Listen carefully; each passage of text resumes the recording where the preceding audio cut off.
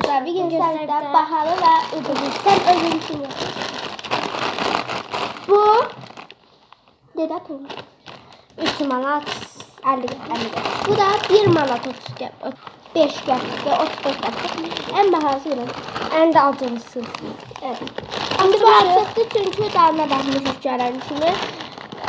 Neyse yorum demeyeceğim. Sen ona bana bunu at. Bu bildiğiniz kendiler bilirsin. Ya birlikte yiyorum aç. Sen benimkini dalına bak. Yok sen şimdi anne. Bakmamış o kadar. Bilmem.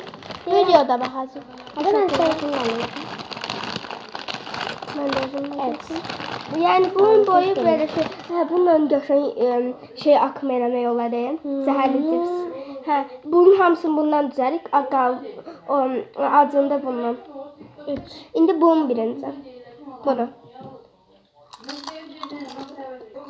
Normal cips.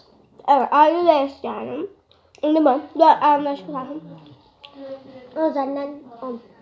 10 üzerinden 9. 10 üzerinden 100. İndi bu. Bu çok acıdı. 10 üzerinden 8 ama tadı 10 üzerinden 10. Bu arada ikisini de Araz'dan aldık.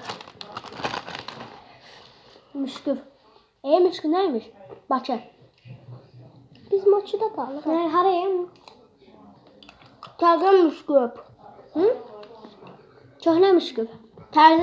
Herkese müşküf. Kırmızı binalar neyse. Acı lan. Ölüyor. Ben şimdi üçünü birden atacağım. Çok elim. Ben arkadaşlar acıları seviyorum. Acı yemek seviyorsanız alın. Neyse alın. Videomuz bu kadar. Abone olmayı unutmayın.